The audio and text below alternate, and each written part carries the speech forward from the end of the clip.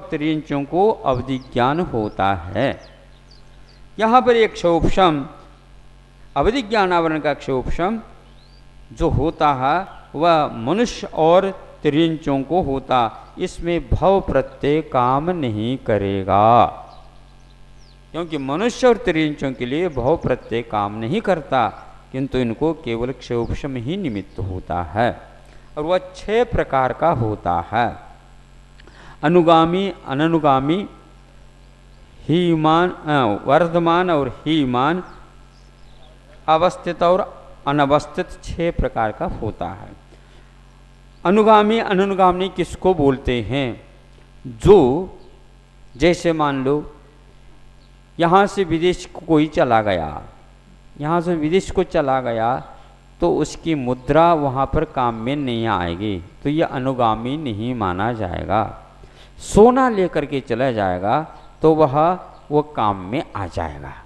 आ गई समझ में? ये बात तो बहुत जल्दी समझ में आ जाती है। अनुगामी और अननुगामी ये हो गए। ये भव संबंधी भी है, क्षेत्र संबंधी 2 प्रकार का होता है। और वर्धमान और हीमान, चंद्रमा शुक्ल पक्ष का है और वह शुक्ल पक्ष जब तक रहेगा तब तक वह वर्धमान बढ़ता बढ़ता बढ़ता बढ़ता चला जाएगा। वही चंद्रमा जब कृष्ण पक्ष में आ जाएगा तो वह हीमान होता होता चला जाएगा। समझ में बात आ गई? आगे बढ़े। फिर अवस्थित और अनवस्थित। आपका शरीर है, इसमें वर्ण है कि वह अनवस्थित होता है और अवस्थित भी होता है। किसी का वर्ण अवस्थित हो जाता, किसी का वर्ण अनवस्थित भी रहता। कुछ खा पी ले अच्छे ढंग से तो वर्ण अच्छे ढंग से निखर आता है, और नहीं खाए नहीं पिए तो वह अनवस्थित भी हो जाता है। होता है क्या नहीं? आप देख तो लो ना, गर्मी के दिनों में अलग वर्ण होता है, भाद्रपद के दिनों में अलग होता है, त्योहार के दिनों में बोलो ना वो अलग होता है ना, आता है। कभी मान लो वहाँ पर जाएं, दक्षिण में मद्रास वगैरह में चले जाएं तो वहाँ वर्ण अलग पड़ेगा। कहीं राजस्थान की ओर या गुजरात की ओर चले जाएंगे तो वहाँ पर अलग होगा। अवस्थित और अनवस्थित। अनवस्थित जो है वर्ण की अपेक्षा से, अवस्थित जो है आपके शरीर में तिल वगैरह हैं वे अवस्थित के रूप में होते। इस प्रकार ये 6 प्रकार का होता है। वैसे देशावधि और सर्वावधि के रूप में ये 2 प्रकार का होता है। परमावधि भी देशावधि में ही आ जाता है। अवधि इसलिए कहा ये सीमा को लेकर के ही जानता है। अव का अर्थ नीचे की ओर भी होता है, ऊपर की ओर इसका विषय कम होता है। जैसे स्वर्गादिक में ऐसा ही लिखा गया कि ध्वजदंड से ऊपर उनको ज्ञान नहीं होता, नीचे का ज्ञान विशेष रूप से हो सकता है। यह अवधि ज्ञान हो गया। सर्वावधि और परमावधि एक प्रकार से तद्भव मोक्षगामी जीव को होते हैं, ऐसा कहा गया। देशावधि का कोई नियम नहीं है। रुजु उपलमति मनपर्यः। रुजुमति और विपुलमति नाम का मनपर्य ज्ञान 2 प्रकार का होता है। रुजु मने मन वचन काय की चेष्टागत ज्ञान, सीधी सीधे ही हो जाना, भूत और भविष्य संबंधी नहीं होना, अधूरा और अचिंतित आदि आदि के नहीं होना, ये रुजुमति का सामान्य रूप से काम है। विपुलमति का इससे विपरीत है, वह अतीत और अनागत संबंधी आदि चिंतन को भी, चिंतित को भी, आदि आदि को भी विषय बना लेते हैं। प्राय करके यह परो मनोगत ही मानते हैं लोग, लेकिन स्वमनगत भी चिंतन होता है मनपर्य ज्ञान का विषय। मनपर्य ज्ञान का इतना ही विषय है ऐसा ही नहीं समझना चाहिए। जैसे अवधि ज्ञान के द्वारा ज्ञान होता वैसा मनपर्य ज्ञान का डायरेक्ट भी होता है, ऐसा षटखंड आगमादि ग्रंथों में विषय मिलता है 13वीं किताब में। किंतु तत्वार सूत्र में केवल मन के ही अंतर्गत रहने वाले विषय को माना, इतना ही नहीं है। किंतु मन के अंतर्गत जो विषय होता वह अवधि ज्ञान का विषय नहीं होता। इस अपेक्षा से मन परिज्ञान की यह विशेषता है। अवधि ज्ञान का जो विषय होता वह भी इसके लिए विषय बनता है षटखंडागम ग्रंथ के अनुसार, किंतु इसकी विशेषता क्या है? सूक्ष्मता की दृष्टि से मन में जो विषय रहता उसको भी वह अपना ज्ञान का विषय बना देता। इसकी रुजुमति और विपुलमति के बीच में जो अंतर है उसको बता देते हैं। विशुद्ध प्रतिपाताभ्याम तद विशेष है।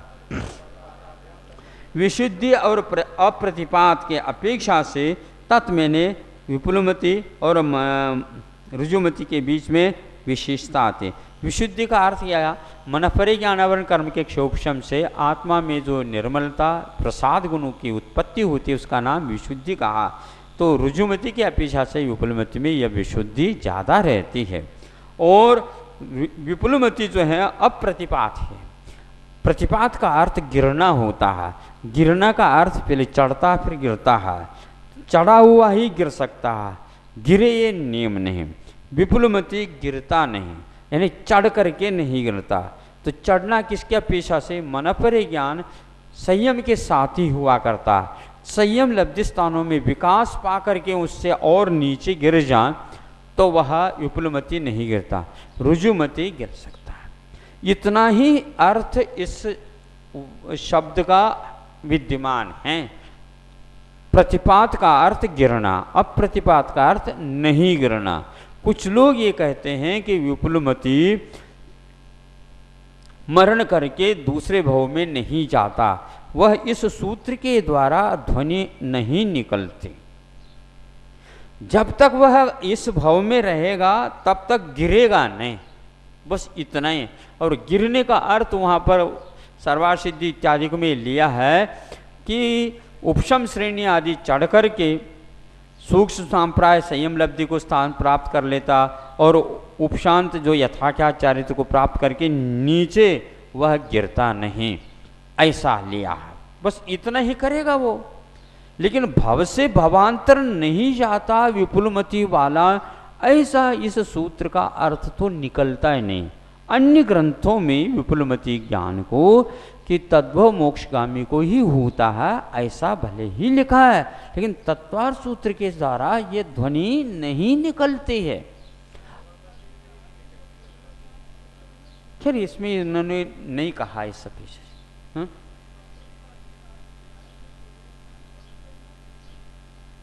ऐसा अर्थ नहीं निकलता है ना। इन्होंने श्रेणी चढ़ करके नीचे आने को कहा, इसको अवस्थित तो कहा नहीं, अप्रतिपाती कहा। तो ऊपर चढ़ करके नीचे नहीं आने का इसका स्वभाव है। रुजुमति ऊपर चढ़ करके नीचे भी आ सकते हैं और दोनों भवांतर में भी जा सकते हैं। जब तक भव तब तक तो रुकेंगे, फिर बाद में चले जाएंगे। ये इसका अर्थ निकलता, इसके आगे तो ज्यादा नहीं निकलता। टीकाकारों ने भी कुछ नहीं निकाला, और टीकाकार निकाल भी दे तो भी इसकी व्याख्या तो इतनी ही हो सकती। विशुद्धि क्षेत्र स्वामी विषयेभ्यो अवधि मन पर्ययो। अवधि ज्ञान और मनपर्य ज्ञान में क्या विशेषता बताएं? विशुद्धि की अपेक्षा से, क्षेत्र की अपेक्षा से, स्वामी की अपेक्षा से और विषयों की अपेक्षा से भी अवधि ज्ञान और मनपर्य ज्ञान में विशेषता है। एक और है, स्वामी की अपेक्षा से तो असंयमी को भी अवधि ज्ञान हो जाए और मनपर्य ज्ञान स्वामी की संयमी को ही हो जाता। क्षेत्र के विषय की अपेक्षा से इसका क्षेत्र मनपर्य ज्ञान का क्षेत्र मनुष्य लोक मात्र है, किंतु अवधि ज्ञान का क्षेत्र और भी ज़्यादा है। विशुद्धि की अपेक्षा से मन की जो निर्मलता अवधि ज्ञान के द्वारा होती है उससे भी बढ़ करके मनपर्य ज्ञान में हुआ करती है। ये इसका संक्षिप्तकरण। मतिश्रुतयोर निबंधो द्रव्ये सर्वपर्यायेषु। मतिज्ञान और श्रुत ज्ञान का जो विषय है, विषय का जो एक बंधन निबंधन है वह किसमें है? सभी द्रव्यों में और असर्व पर्याय में, सब पर्यायों में नहीं होता है। सर्वपर्याय का अर्थ होता है